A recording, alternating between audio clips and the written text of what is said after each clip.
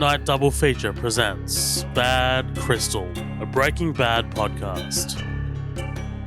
On this episode, we bring you Season 3, Episode 6, Sunset, written and directed by John Sheban.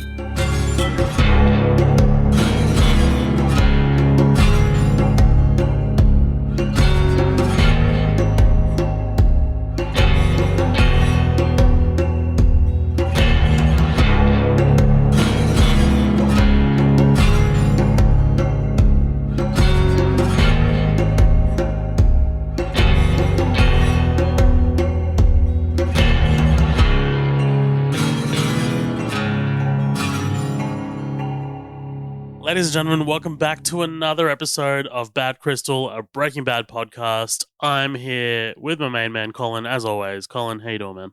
I'm doing good, buddy. How you doing? I'm good. I'm a little sweaty watching this episode because, man, this thing is tense. Well, yeah, this thing is it's like a good stew. It's all coming together now. All these elements, all these ingredients. It's really starting to churn. I'm digging it.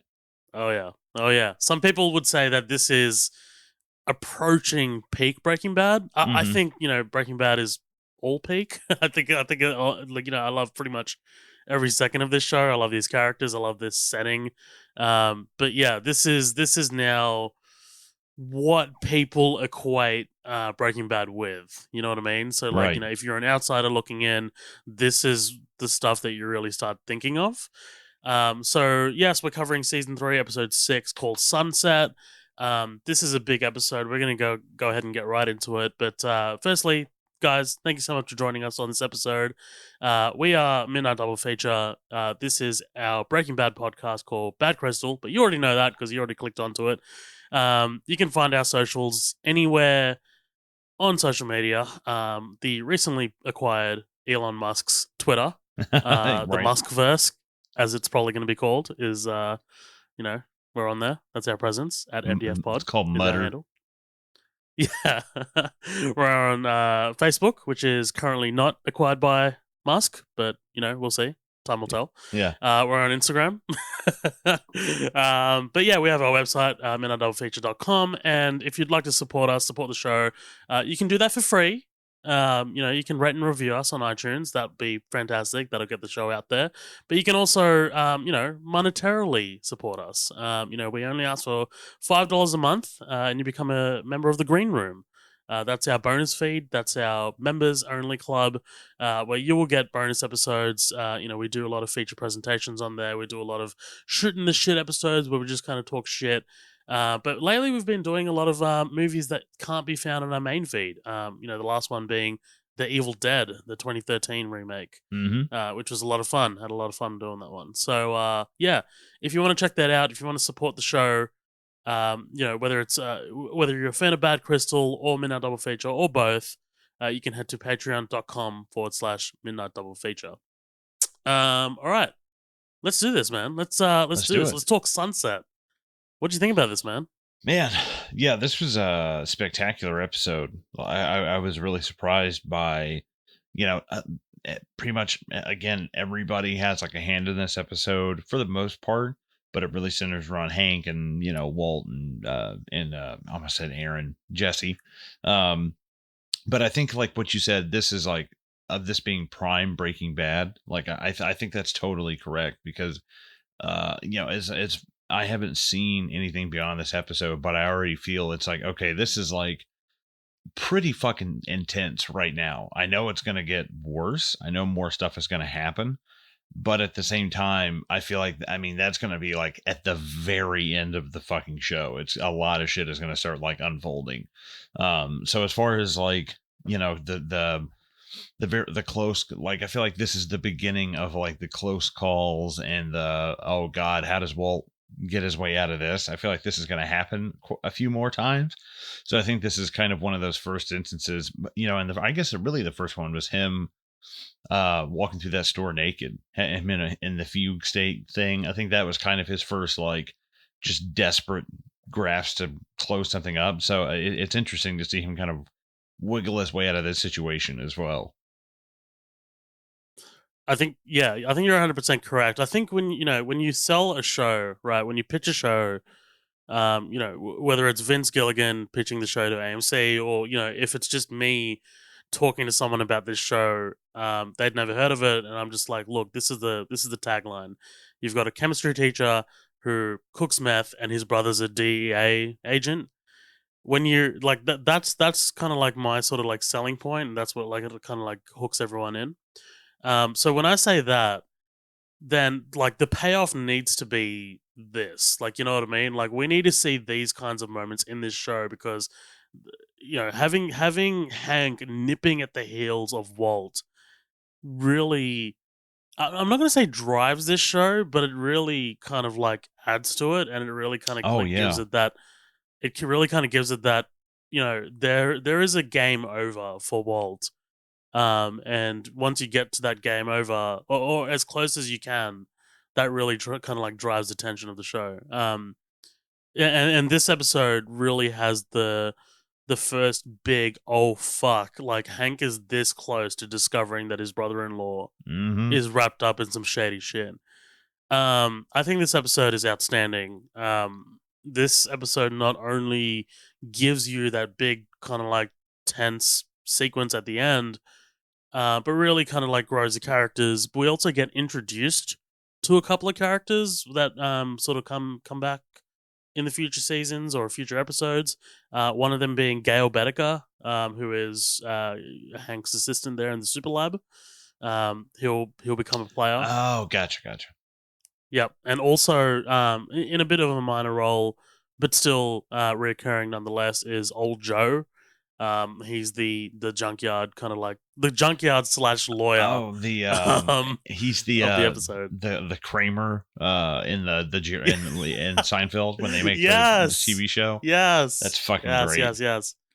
He shows up in a lot of things. He's also in Michael Bay's movie Pain and Gain. He's in a few things. But yeah, he's awesome. He's awesome in this episode too. But yeah, he'll show up in future episodes too. But yeah, this episode's fantastic, man. What do you say we get right into this shit? Let's do it, man. Awesome. So this cold open, this is one of the more brutal cold opens we've seen in a while on this episode. It starts off with the murder of this Native American cop, who's checking in on old Mrs. Pekatiqua or Pekatiwa. Sorry, my bad. The officer arrives, doesn't find any trace of the old woman until he checks behind the outhouse, where he comes across her body just crawling with flies, dude. Like, this Ugh. is, I hate like insects crawling.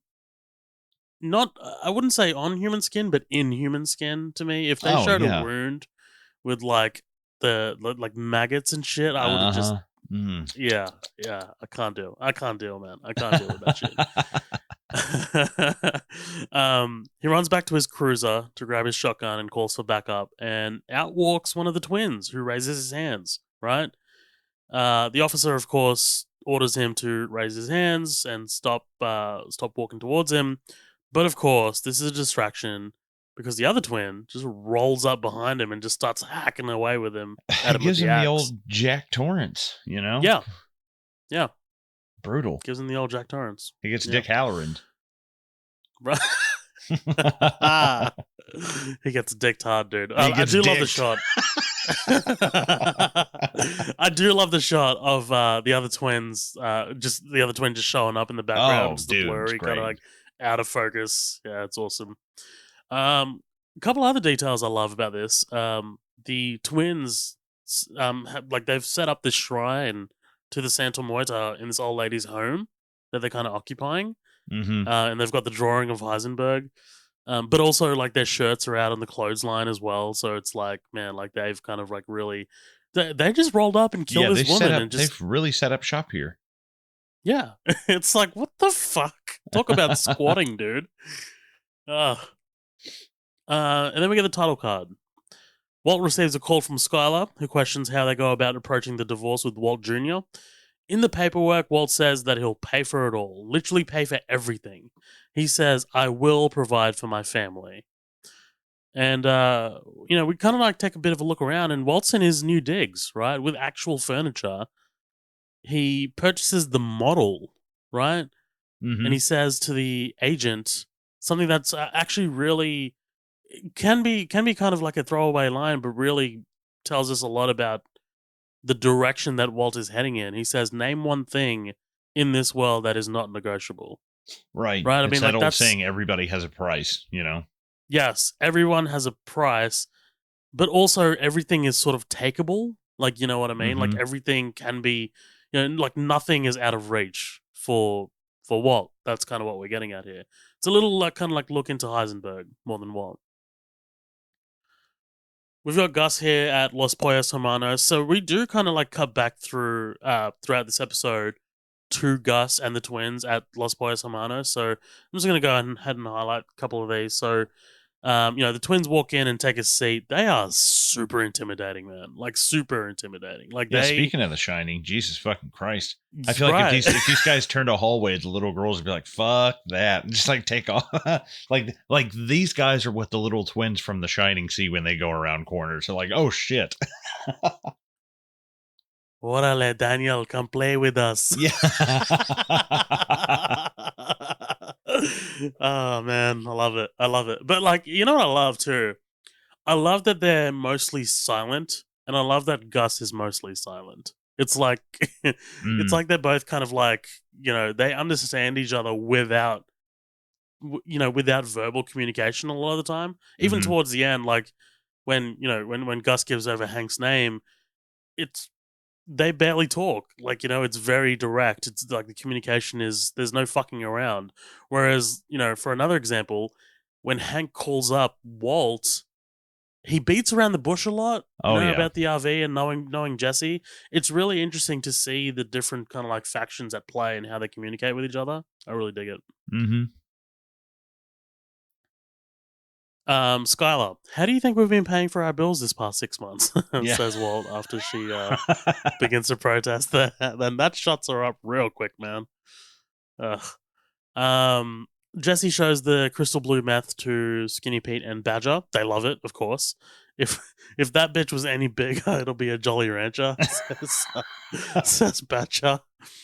We're also reminded very briefly that Jesse is well on the wagon, right? I mean, like Mm-hmm. he can cook and he can watch and he can control himself. So Jesse's come really, really far as Yeah. far as his sort of sobriety is concerned. And always on the Uh, wagon and off the wagon yep. always makes me. There's a great Seinfeld episode where he's like, "Is it on the wagon or off the Yes. wagon?" He's like, "I think it's off the wagon." He's like, "Why would it be on the wagon?" Like they go. Right. I think the way you said it is the right way, but it always cracks me up. I'm like, wait, is it off the wagon or is it on the wagon? It's fine. Believe me, when I put that when I wrote this in my notes, I did do a double take, and I was like, "Is it on the wagon or is it off the wagon?" Because okay, here's how I remember it: in Finding Nemo, of all fucking things, when Okay. when the sharks capture Nemo, sorry, Dory and and Nemo's father, and then like you got Bruce. You've seen this, right? Tell me you've seen this. Tell I me you mean, get what I'm yeah, saying. at some point, yeah. Okay. So Bruce the Big Shark, like, they have this big meeting about, like, it's metaphorical of sobriety, right? It's kind of like Alcoholics Anonymous, but Hmm. instead they're like, fish are friends, not food. And then, like, Bruce gets a taste of blood.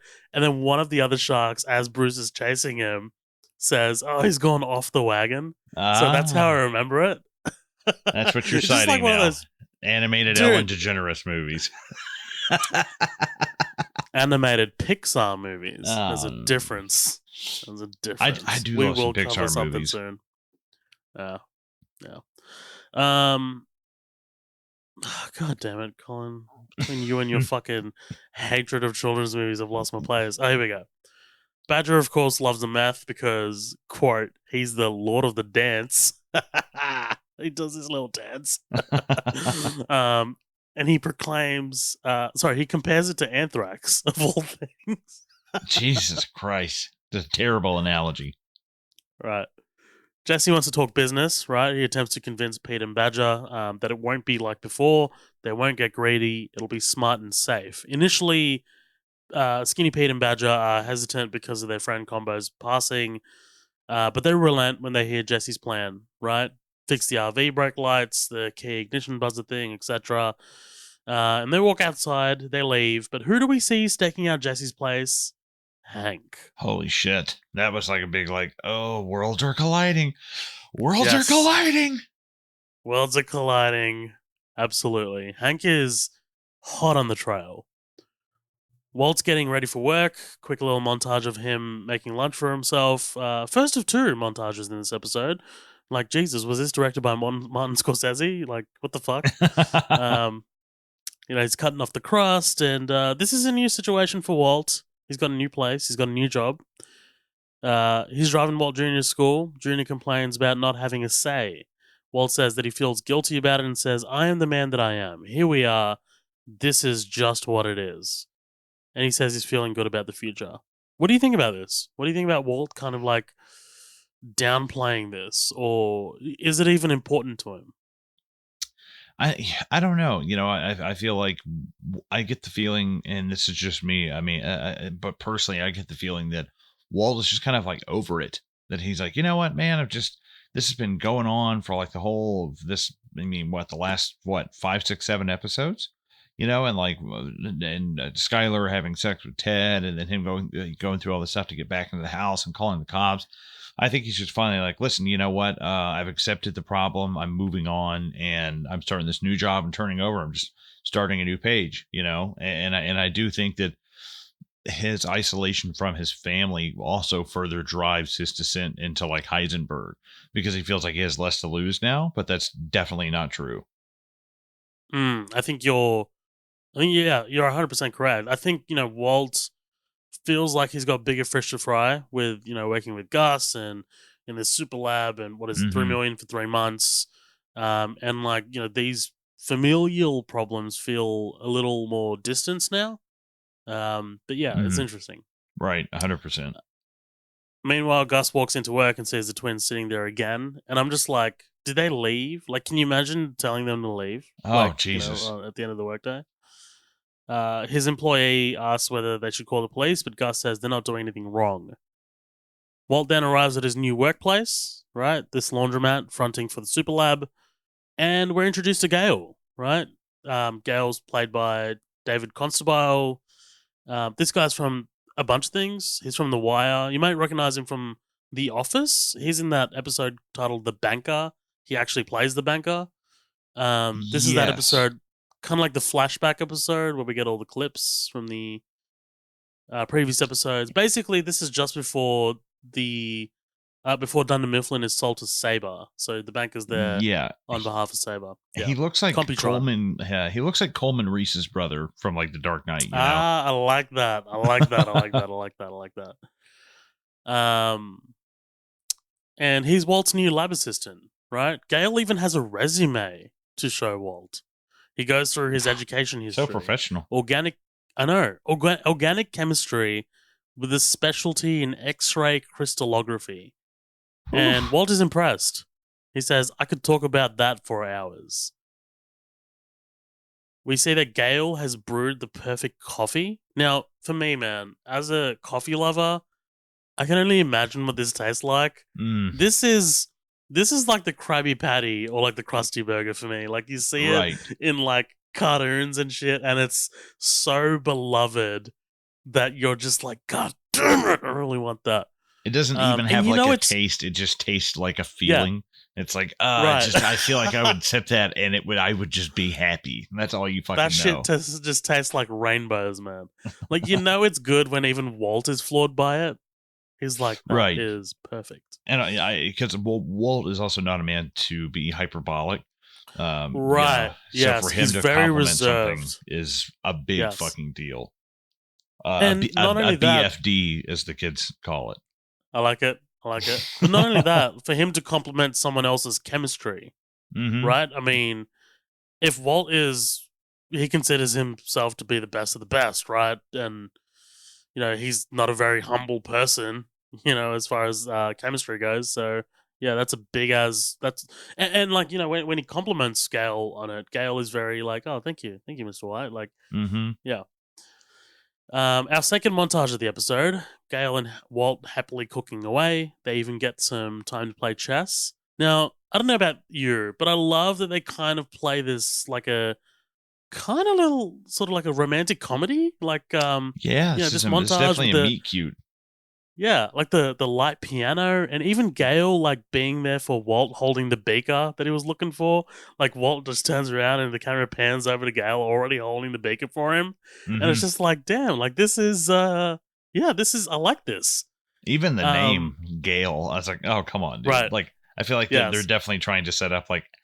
I was watching this like, is Walt gonna fuck this guy? Now I'm going to talk about that in a sec. I'll just after we talk about this. So let's just take a second to reflect on this situation from Walt's perspective. This is Walt's perfect situation. Like, here you have Gale, a smart, well educated assistant who is eager to learn from Walt and respects Walt, and perhaps most importantly to Walt, is somewhat malleable and doesn't really fight back on Walt's opinions. The Hmm. complete opposite to Jesse, right? Yes. Coupled that with the fact that Walt is able to cook meth in what is probably the safest environment possible.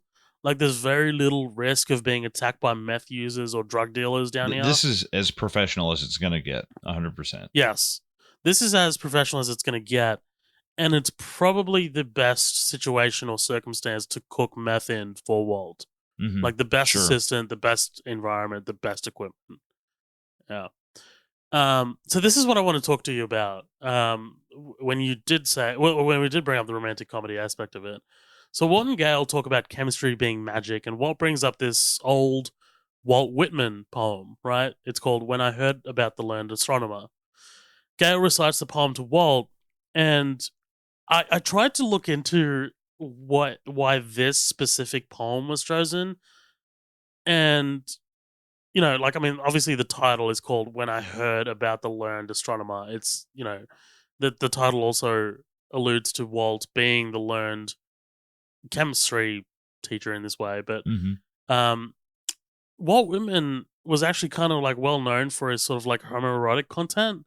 Oh yeah. Like Yeah, definitely. if we do look at Gale being somewhat sort of like romantically pursuing Walt, or you know in that way, because like he kind of does look at him like, yeah, I want to get in and around this Yeah, and penis, this he cancer comes off as a little bit penis. more like subdued than Walt Yes, does, you know?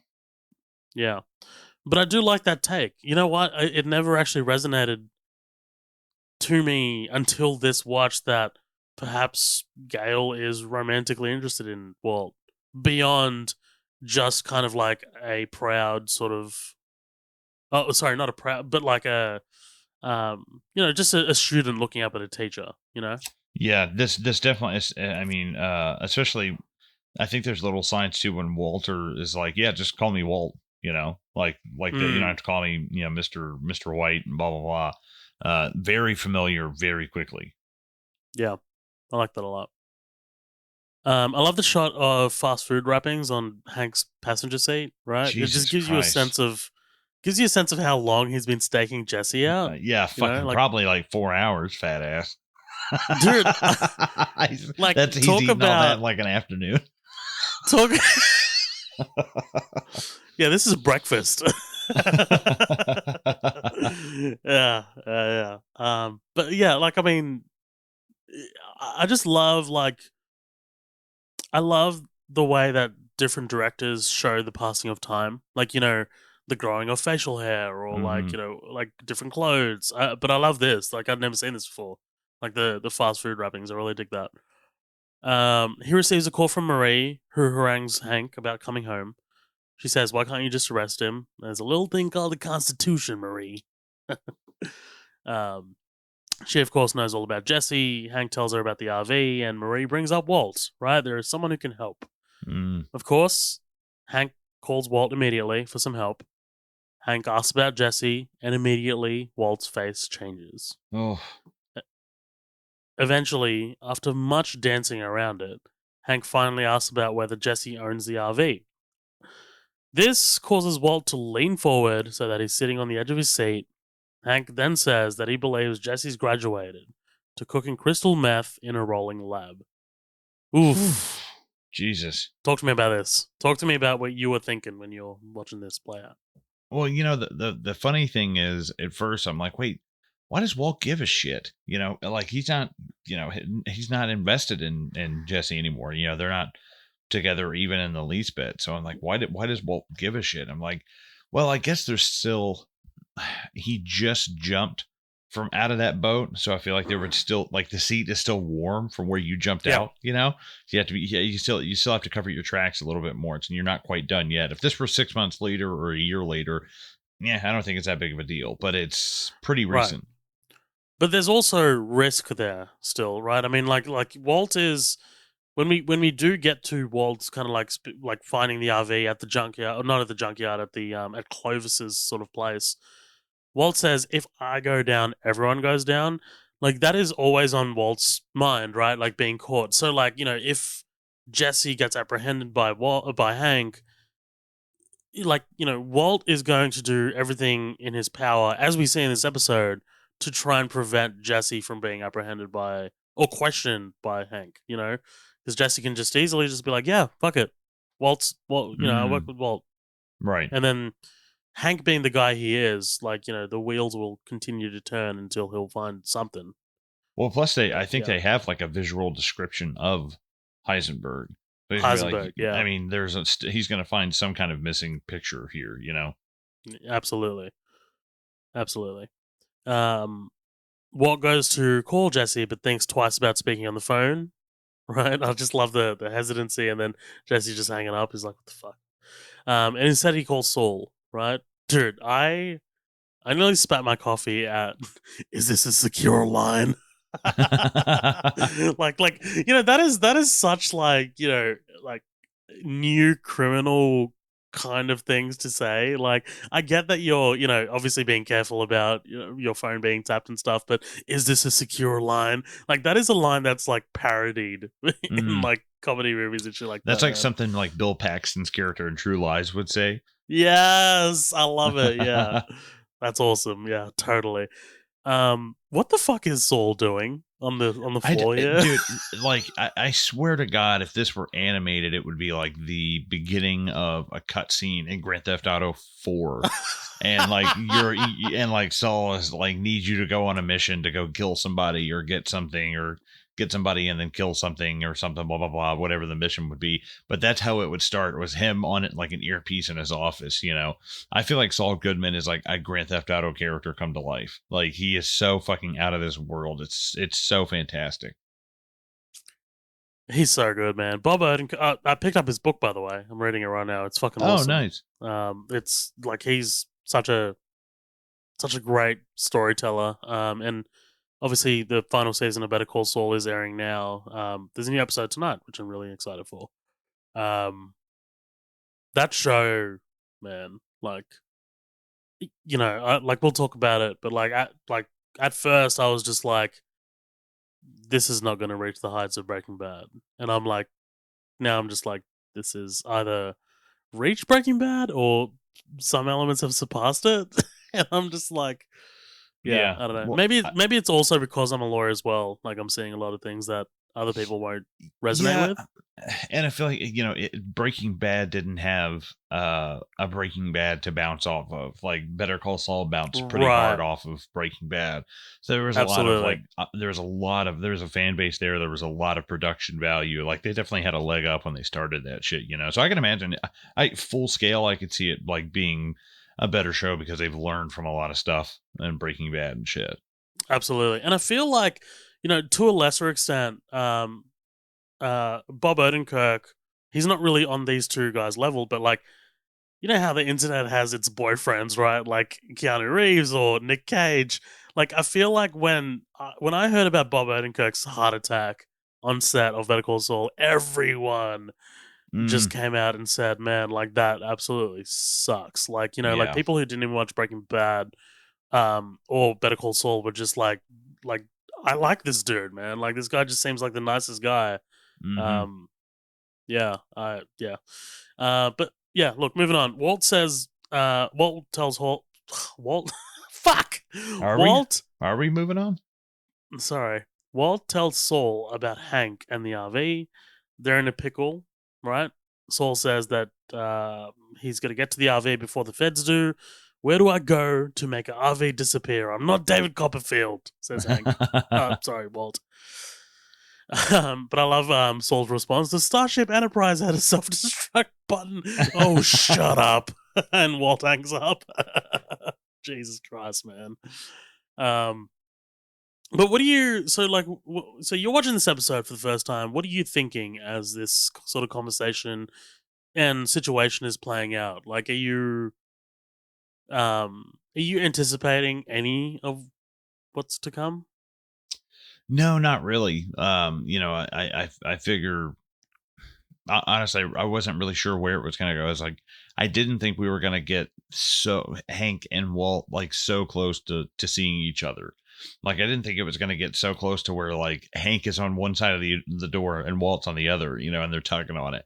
I didn't think it was going to get Just that. a Like, little piece of tin, dude. That's all that's separating them, dude. And I feel like it just when you think this show is kind of you think exactly what this show is like going to do, it'll come along and kind of like change that up. And the fact that the fact that Saul is kind of like the Deus Ex of a lot of this episode, like he saves a lot of asses in this episode. Yeah, he does. Saul's in addition to being a great lawyer, he's a great fixer. So there you go. But yeah, Walt arrives at the RV and orders Clovis to. That's so funny. My autocorrect fixed Clovis to Clover. To finish changing the oil, and Walt says the DEA know all about this RV and they're trying to find it right now. Clovis, of course, wants it off the property, but Walt says, if I go down, we all go down. Right? Walt always thinking about himself, and that's interesting. If I go down, we all go down. So like, what does that mean? Like what do you think he means by that? Well, I mean, if they find the RV, obviously, the owner's going to be busted. The owner's probably going to end up, having somebody that's connected to him. Like, everybody's connected through one way or the other. It's not going to take them. It's not going to take the cops a long time to figure out how all these characters are connected. I like it. Clovis says that he knows a better way, and we're introduced to Joe, right? Meanwhile, Badger calls Jesse, and Jesse yells at Badger to find out where Walt is taking the RV. Hank, of course, tails Jesse to the RV. Meanwhile, at Los Pollos Hermanos, the twins mad dog this woman and her kid who just want to sit in the booth, right? Jesus. Like, Jesus, dude, I just want to eat some chicken. Yeah. Instead, I don't know if I'm going to be chased by the cartel. I don't know if I'm sleeping tonight. Like, damn. This kid's not going to make it to like his 10th birthday. Right. This kid's going to hang himself because he thinks he's being chased. This kid's going to see those faces in his dreams for the rest of his life. They're actually fucking terrifying, dude. Those are fucking terrifying dudes. I love Gus coming over, right? Cynthia, it's okay. I'll handle this. And his facial expression just changing. Like he is Giancarlo Esposito so good at this, dude. Like the whole, he's talking to his employee because Cynthia decides to walk over and talk to the two guys, and Gus says, with a smile on his face, Cynthia, it's okay, I'll handle this. And after Cynthia leaves, he turns and just everything in his face just drops. It's fantastic. Gus tells them, we'll meet at sunset, and the twins leave, right? They seem pretty okay about this. Walt spent some final moments alone in the RV. I love this. I kind of love that, we find the big bag of fucking junk food that Jesse brought along to that cook one day. I do love this, man, because the RV is a character unto itself in the show. It's even on our fucking cover art, right? I mean, if you look at the podcast cover art. So, did you anticipate the RV getting destroyed this early on in the show? Well, I guess we kind of are up the halfway, pretty much exactly halfway in the show right now. Yeah, I think once the meth lab was rolled out, I was just I kind of forgot all about the RV. I was like, this is kind of irrelevant now. This feels that felt like Stark giving Peter like the Iron Spider suit. You know, I don't give a shit about Mm, the old suit now. I want to see that fucking Iron Spider suit. right. So that's kind of my thought of it. But it was kind of interesting seeing Walt walk around the RV and kind of like touch like the lawn chairs and stuff, like the folding chairs that he was sitting in. You know, it's like, man, this is kind of where it all began. You know. Yeah, absolutely. Um, Jesse shows up and Walt freaks out because if Jesse's here, then so is Hank. You led him right to us, says Walt. And of course, this kicks off an incredibly tense sequence, right? Like I said, so far in the show, this is the closest that Hank has come to discovering that his brother in law is not the man that he says he is. Hank gets out of the car, he parks behind the RV so it can't leave, which is interesting. He puts his weapon in his jacket pocket, one hand staying in the pocket at the ready in case anything goes down. Hank tries to open up the windows and the door, but nothing happens. And then he says, Mr. Pinkman, want to add resisting arrest? It's no skin off my ass. Hank leaves, but comes back with a crowbar to try and pry the door open. But he's interrupted by Joe, who, in addition to being the manager of a junkyard, also moonlights as a lawyer. Because they get to talking about probable cause, don't they? Oh, dude, yeah. Joe is definitely a stone's throw away from becoming one of those guys on YouTube who just films police departments until the cops come and like fucking say something, and he's like, "Yeah, I'm not talking to you." And it's like he is. I'm not saying there's anything wrong with that. I'm just saying that he is strikes me as one of those guys. You know. Yeah, absolutely. This is a vehicle, says Hank, but Joe says no, this is a residence. And this is actually an argument that's, made quite commonly, and I looked it up, and the answer, like many things in law, is it depends. Basically, the rule is if the RV was being used for actual living, it technically is a domicile, but here, in this case, it's primarily used as transport. People don't actually live in this RV. Obviously, the lawyers would need to prove this. But yeah, if you do want to look it up, the case is called California versus Carney. It's an American case. Hmm. But yeah, that's the general rule. So Hank was actually okay to walk in here. That's Um, interesting. yeah. Um, Joe says probable cause needs to be readily apparent. Jesse's shouting through the door, "This is my own private domicile, and I will not be harassed, bitch." Yeah, that I love. He just has to throw his little twang on it. Right. It's adorable hearing Jesse say domicile because he's never said that word before No, God ever in his no. life. Yeah. Um, Hank's okay to wait, right? He'll have his guy bring over the warrant on a little little satin pillow, and Hank calls for his ASAC and doesn't leave.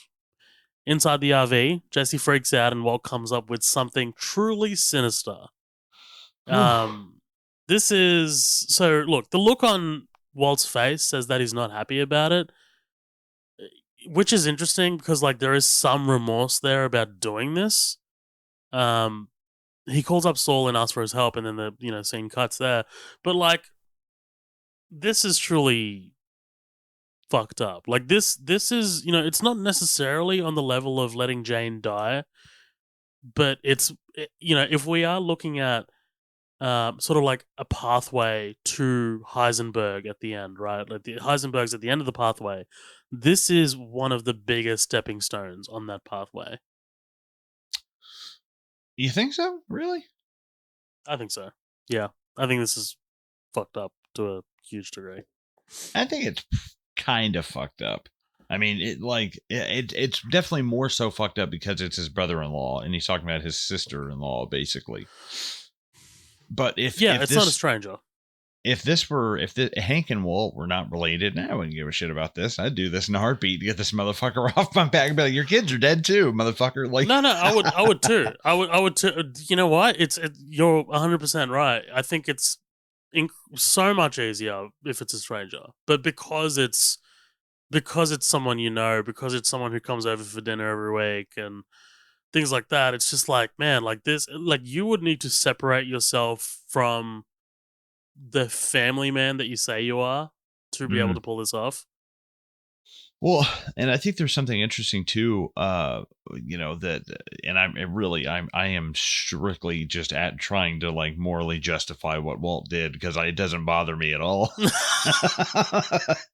So But what you're saying is you're a meth king, is what you're saying. what I'm saying is, I would, if my brother was a DEA agent and he was outside that door, oh man, I'd tell him everybody's dead. Your brother's dead. Your fucking mom's dead. Your fucking dog's dead. No, Oh, but Jesus. Hank's not playing clean. Hank's really not. He's doing unethical shit. Like Hank is kind of pushing that line more and more. So I do kind of think, is Walt's response measured? No, but is it in the same like ethical playing field? I think there's an argument to be made there. It's definitely an interesting way to read it. Yeah, I'd never considered that before.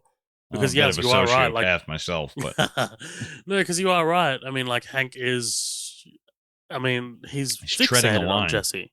He's treading a very Fixated on dangerous Jesse. line. Yeah, Absolutely. If Jesse was to bring a harassment lawsuit, knowing how long Hank was sitting outside his house, I mean, no, I'd say it's likely that Jesse would succeed in that lawsuit. Especially when they find the other people that he like, almost that couple in the RV when he was back with Gomez.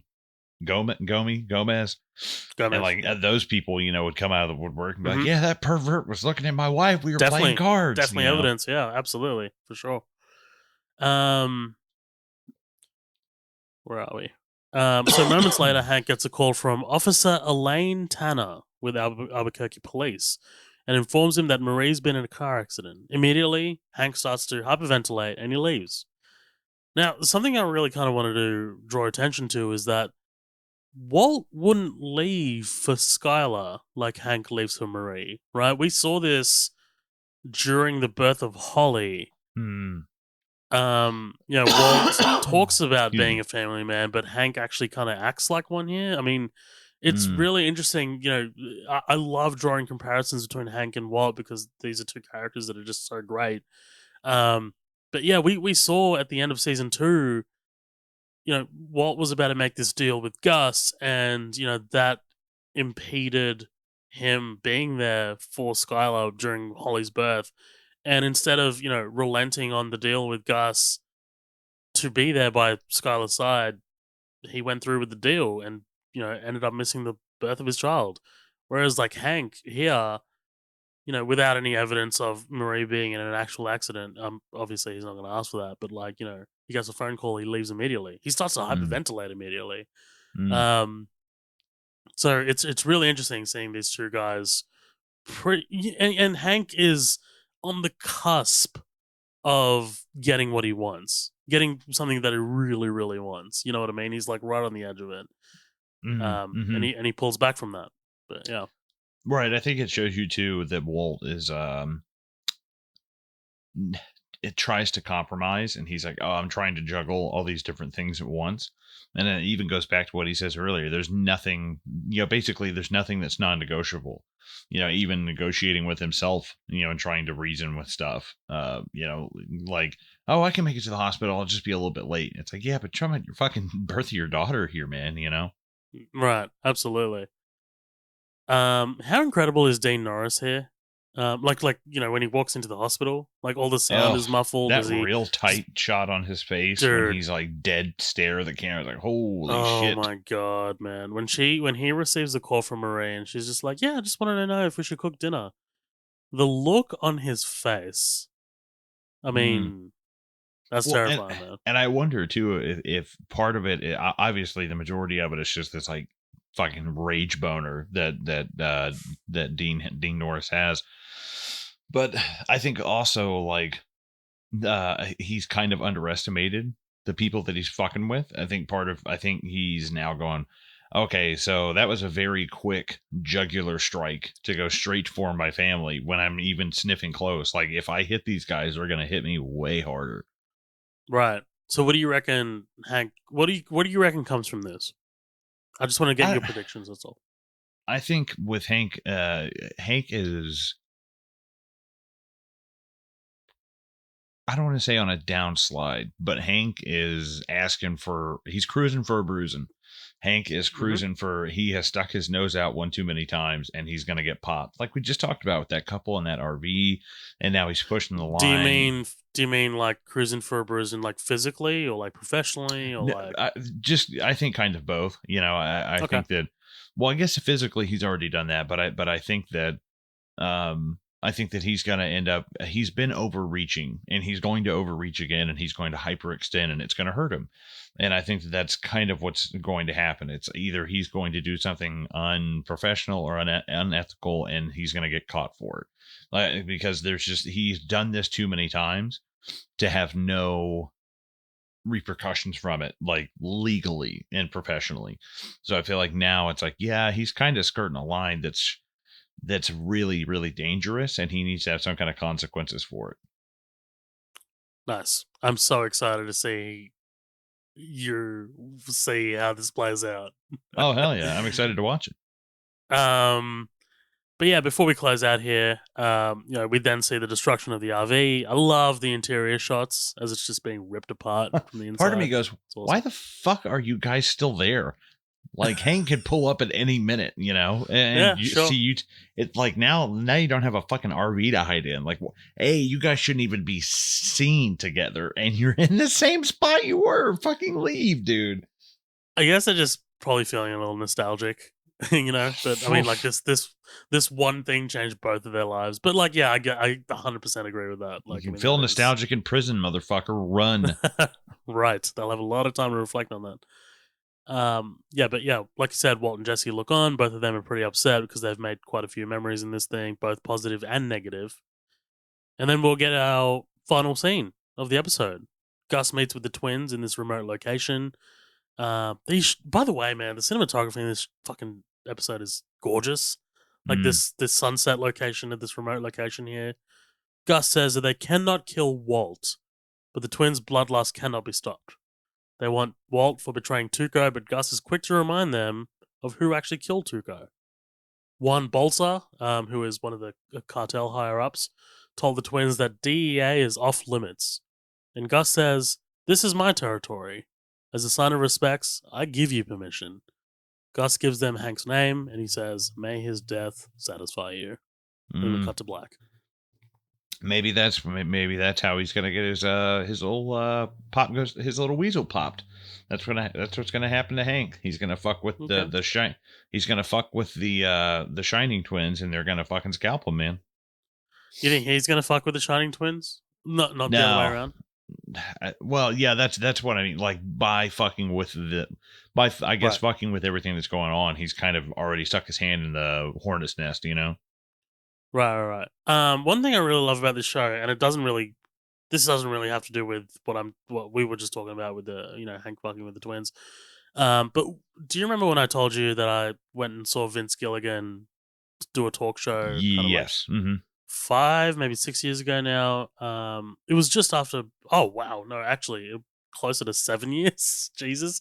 Damn. It was definitely after Breaking Bad wrapped. So, one of the things that I really remember him talking about was the writing process. And, the writing process, a lot of the times they would encourage writing themselves into a corner.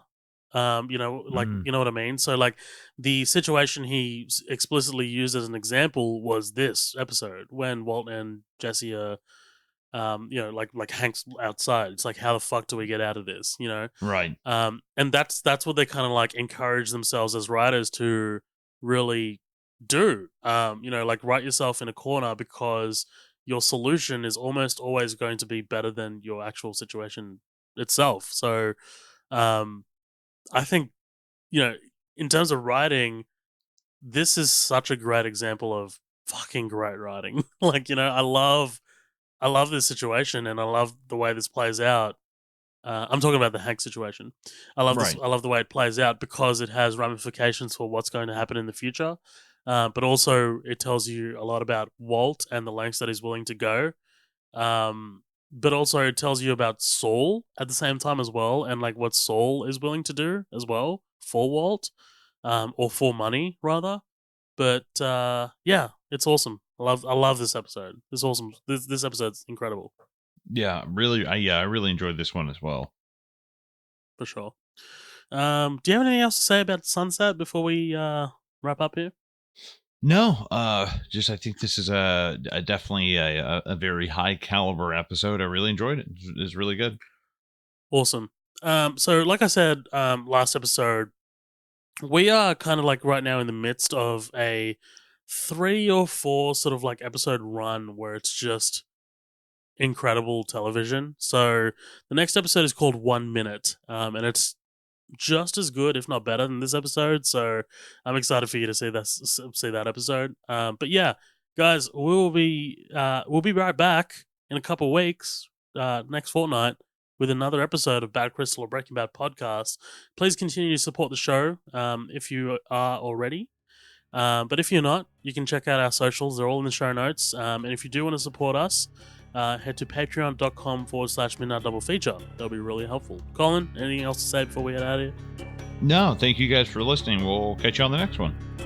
See you guys then. Bye bye.